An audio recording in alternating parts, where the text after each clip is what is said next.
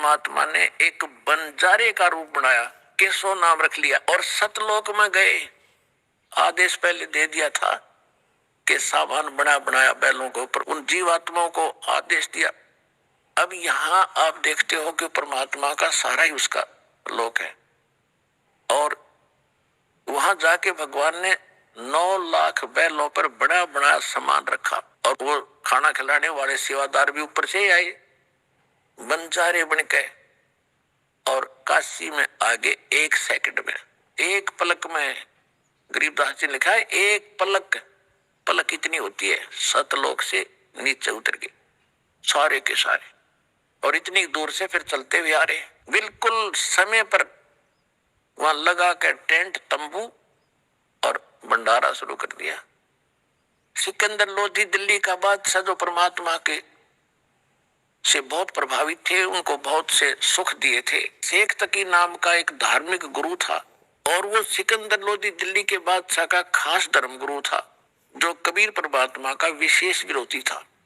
तो उसने एक चिट्ठी सिकंदर लोधी दिल्ली के बादशाह को भी दे दी थी कि आपको आपके गुरुजी बुला रहे, भंडारा कर रहे। अब उस चिट्ठी को पाके वो भी पहुंचे, वहां जाकर देखा भंडारा चल रहा था। शेख तकी ने ये सोचा था कि आज कबीर काशी छोड़ के भाग गया होगा, और ये सिकंदर लोधी उसकी घनी महिमा सुनाता है दुनिया को, इसको भी पता चल जाएगा और इसकी आस्था उससे हट जाएगी। और शेख तकी इसी ताक में रहता था, किसी प्रकार राजा का मन उससे हटे और मेरी तरफ जुड़ा रहे, ईर्ष्या थी उसको।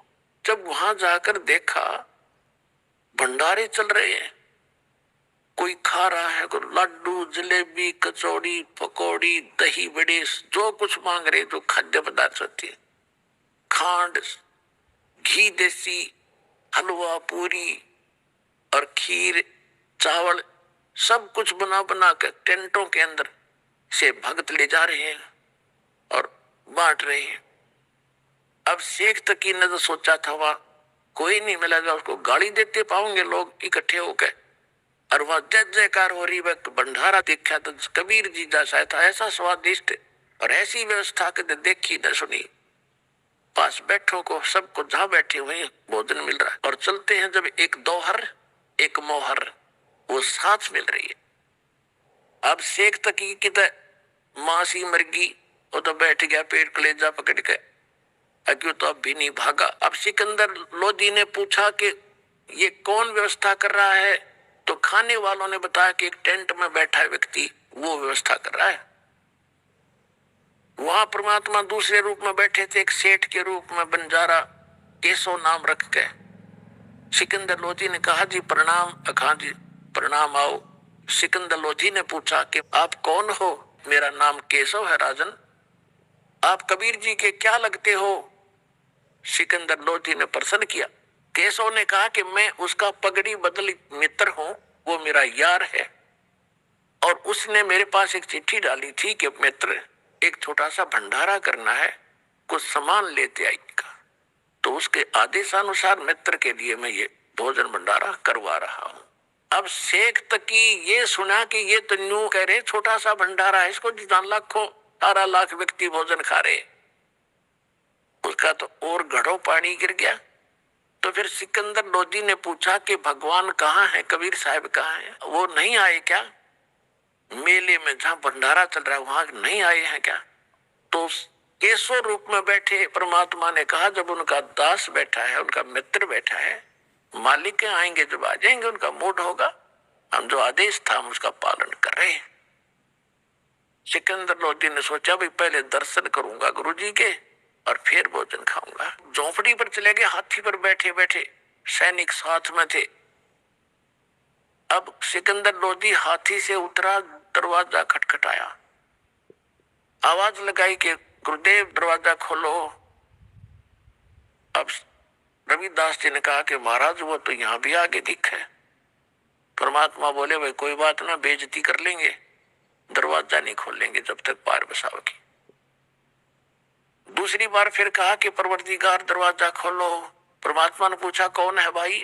कि आपका दास सिकंदर दिल्ली से आपके दर्शनार्थ आया है, दर्शन करना चाहता हूं।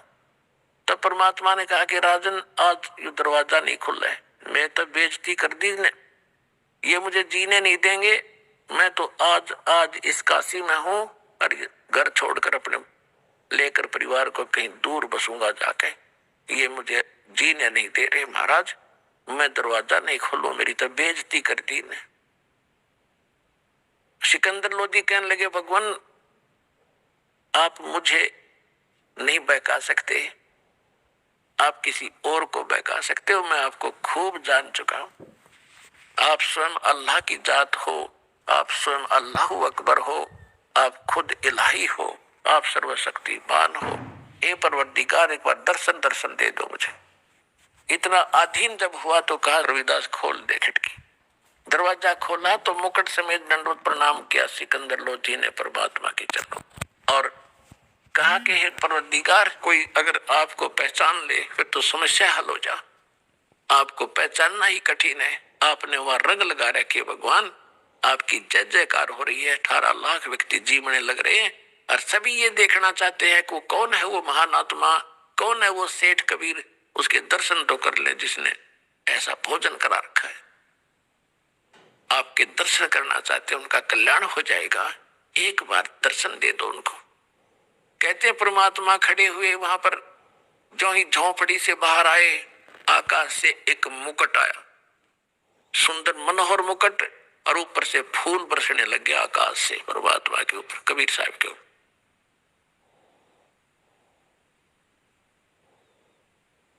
सिकंदर लोधी ने हाथी पर बैठाया परमात्मा को और साथ में रविदास जी को। रविदास जी चमर कर रहे थे परमात्मा कबीर जी के ऊपर, ये सफेद सफेद ये पूछ सी होती, इसको चमर बोलते हैं। तो सिकंदर लोधी ने प्रार्थना करके दिया, हे भक्त मुझे भी सेवा दे दो, आप तो रोज ही सेवा करते हो। तो वो चमर लेकर के सिकंदर लोधी कबीर भगवान के ऊपर चमर कर रहा है और हाथी पर बैठे सभी आ रहे हैं। मेले में प्रवेश हो गए जहां भंडारा चल रहा था, लोग देख रहे हैं कौन है कबीर की, वो आ गया कबीर जिसके सिर पे मुकुट है और जिसपे ये सिकंदर लोधी सेवा कर रहा है। सब देखकर जय जयकार कर खड़े होकर देखे, क्यों मालिक के दर्शन से ही खुशी हो। अब सब जगह जय जयकार हो रही है, सारे मेले में घूम गए। फिर एक तंबू में से जहां दूसरे रूप में मालिक बैठे थे केशव रूप में, वहां से एक सेवादार गया और हाथी पर बैठे भगवान से प्रार्थना की कि हे परवरदिगार आपको आपका मित्र केशव याद कर रहा है।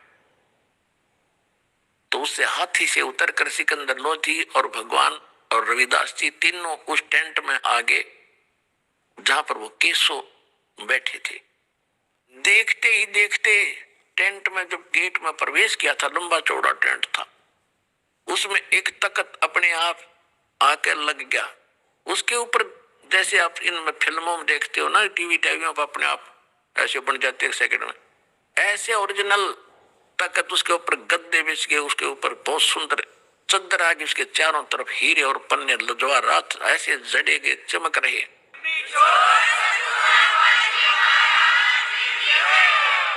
केशव ने खड़ा होकर कहा कि महाराज विराजो। उस तख्त पर भगवान बैठ के बीच में और टेंट को साइड से ऊंचा कर दिया, ऊपर ऊपर रह गया।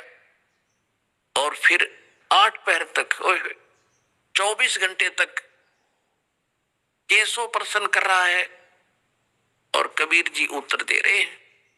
यानी 24 घंटे परमात्मा ने सत्संग सुनाया। जो भक्त आत्मा, जो दूर दूर से साधु संत आए थे, भक्त आए थे, और मोहन भोजन खिलाया 3 दिन तक और 24 घंटे लास्ट में सत्संग सुनाया। तो मालिक के सत्संग को सुनकर लाखों की संख्या में परमात्मा के शिष्य बने। तो परमात्मा ने एक तीर में कई शिकार करे। एक तो उनकी फड़क निकाल दी जो भगवान के पीछे पड़ रहे थे, उधर से वो जो जैसे पुण्यात्मा हो, आप हो, आपके और भाई बहन हैं, कोई जगन्नाथ पर जाते हैं, कोई अमरनाथ पर जाते हैं, कोई राधा स्वामी पर जाते हैं, कोई धन सतगुरु का जाते हैं, कोई निरंकारी के, या कोई वैसे मंदिर माताओं की पूजा करे। ये सब भक्ति के लिए, भगवान के लिए तो भटक रहे हैं। और उस समय जो घर त्याग के आश्रमों में रह रहे थे, वो भी तो उसके प्यारी आत्मा थी भगवान की। वो भगवान के लिए तो भटक रहे थे। 3 दिन अपने बच्चों को वो भोजन खिलाया और उनके 10-10, 20-20, 50-50 वर्ष के वो सोना चांदी 2 दे दी। 2 रून जाते बेची होंगी ताकि ये खा पी लेंगे भूखे मराण गंदे लोक में। इन पार तो जब होना है जब कलयुग का युग समय आना, तब तक भी उनको राहत देंगे, दोबारा पहला नाम देंगे, उनको चार्ज करके चलेंगे। तो भगवान आपके लिए कैसे भटक रहे हैं? तो प्रसंग जो दास आपको आज क्लियर करना चाहता है, यदि तुम सभी उसके लिए तड़फोगे, भक्ति करोगे। जब 18 लाख आदमी काशी में, तो मेरे ख्याल में आधा भारत 18 लाख को नहीं खिला सकता था उस समय, एक दिन में एट ए टाइम। और जब सतलोक से उनके लिए भेज दिया तो यह 7 अरब है, 8 अरब है हिंदुस्तान, पूरे संसार की आबादी, उनको खिलाते उसने क्या देर लगेगी? अगर आप भक्ति करोगे तो ये वो भगवान है।